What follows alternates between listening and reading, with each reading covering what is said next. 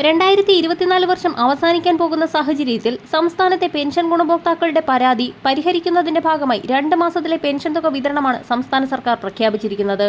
എന്നാൽ പെൻഷൻ ഗുണഭോക്താക്കൾക്ക് വലിയൊരു തിരിച്ചടിയാണ് വരാൻ പോകുന്നത്.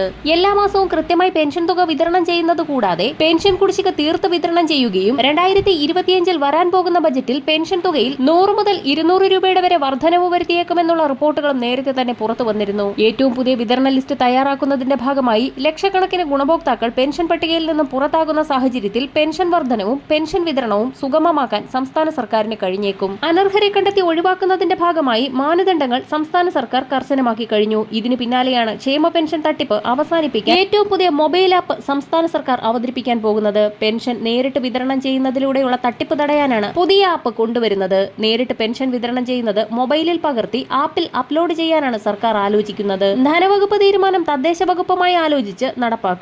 അതേസമയം സർക്കാർ ജീവനക്കാർ അനധികൃതമായി ക്ഷേമ പെൻഷൻ കൈപ്പറ്റിയെന്ന വാർത്ത പുറത്തു വന്നിരുന്നു. ഇതിൽ വിശദമായ അന്വേഷണം നടന്നു വരികയാണ്.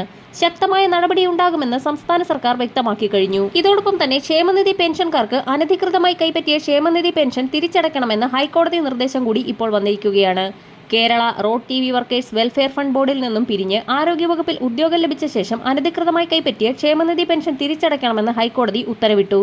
പെൻഷൻ തുക തിരിച്ചടയ്ക്കാൻ ആവശ്യപ്പെട്ടുള്ള ബോർഡ് ഉത്തരവ് ചോദ്യം ചെയ്ത് പരാതിക്കാരൻ ഹൈക്കോടതിയിൽ നൽകിയ ഹർജിയിലാണ് ജസ്റ്റിസ് N നഗരേഷിന്റെ ഉത്തരവ്. കേന്ദ്ര സംസ്ഥാന സർക്കാർ ശമ്പളമോ പെൻഷനോ കൈപ്പറ്റുന്നവർക്ക് ക്ഷേമനിധി പെൻഷന് യോഗ്യതയില്ലെന്ന് സർക്കാർ വിജ്ഞാപനങ്ങൾ പ്രകാരമുള്ള ബോർഡിന്റെ വാദം അംഗീകരിച്ച കോടതി ഹർജി തള്ളിയാണ് ഉത്തരവായത്. അതേസമയം ഡിസംബർ മാസത്തിൽ പെൻഷൻ വിതരണ നടപടികൾ ആരംഭിച്ചു. 2 മാസത്തിലെ പെൻഷൻ തുക ഒട്ടുമിക്ക ഗുണഭോക്താക്കൾക്കും മുടങ്ങാതെ തന്നെ ലഭിക്കും. എന്നാൽ ജനുവരി മാസം മുതൽ പെൻഷൻ വിതരണത്തിൽ വലിയ മാറ്റങ്ങളാണ് സംസ്ഥാന സർക്കാർ കൊണ്ടുവരുന്നത്.